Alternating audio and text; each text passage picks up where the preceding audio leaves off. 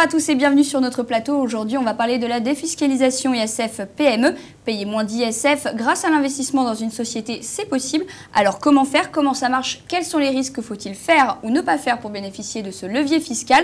Avec nous pour en parler aujourd'hui, Franck Rigaudot d'Optifinance. Vous êtes conseiller en gestion de patrimoine. Bonjour. Bonjour Clotilde. Et puis Xavier Delabarrière, expert comptable chez ECL Direct. Bonjour Xavier. Bonjour Clotilde. Alors Franck Rigaudot, pouvez-vous nous rappeler déjà la fonction du dispositif ISF PME? Alors, les PME en France, c'est un peu le socle de notre économie. Or, ces PME ont besoin, dans le cadre de leur développement, d'attirer des capitaux, de lever des capitaux. Et pour inciter le particulier à investir dans ces PME, le législateur a donné un avantage fiscal à tout investissement. À titre d'exemple, pour l'ISF, quelqu'un qui investit 100 € aura une réduction d'impôt de 50 €. Ceci dans la limite de 45 000 €.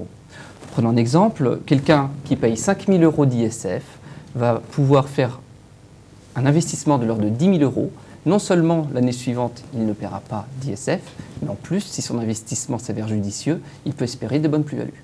Alors combien de temps il faut conserver ces titres? Alors, d'un point de vue fiscal, pour ne pas remettre en cause cet avantage fiscal, il faut les conserver 5 ans. Par contre, nous, notre discours par rapport à nos clients, c'est de leur dire qu'il faut les garder au minimum 7 à 8 ans, ce qui correspond, si vous voulez, à une durée d'un cycle économique dans une société. Alors, quels sont les risques, concrètement? Alors, il y a deux sortes de risques. La première, c'est sur la valorisation des titres qu'on achète. Il ne faut pas oublier que ce sont avant tout des actions dont le cours peut aller à la hausse, mais aussi à la baisse, voire même une perte en capital totale.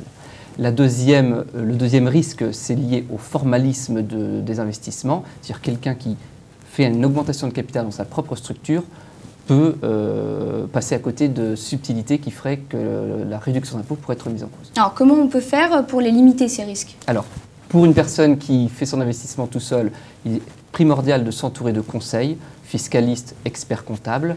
Il y a aussi une autre possibilité pour, on va dire, le particulier qui souhaite investir non pas dans sa propre entreprise, mais uniquement dans un but de réduction d'impôt, c'est d'utiliser des placements collectifs, donc des FCPI ou des FIP.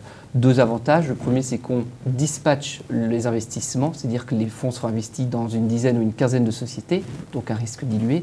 Et la deuxième chose, c'est que ces sociétés ont l'habitude de tout ce formalisme et le risque fiscal en est d'autant réduit.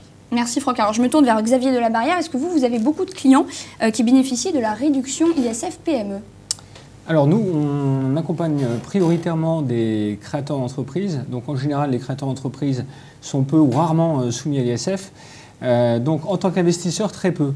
Par contre, on accompagne également des entreprises innovantes, des jeunes entreprises innovantes qui ont besoin de fonds. Donc comme le disait Franck, ces entreprises, ce sont les entreprises qui réceptionnent tous ces fonds et cette trésorerie dans le cadre du dispositif ISF. Donc dans ce cadre-là, oui, on a un certain nombre de clients qui en bénéficient. Alors Franck Rigaudot, est-ce que vous en connaissez, vous?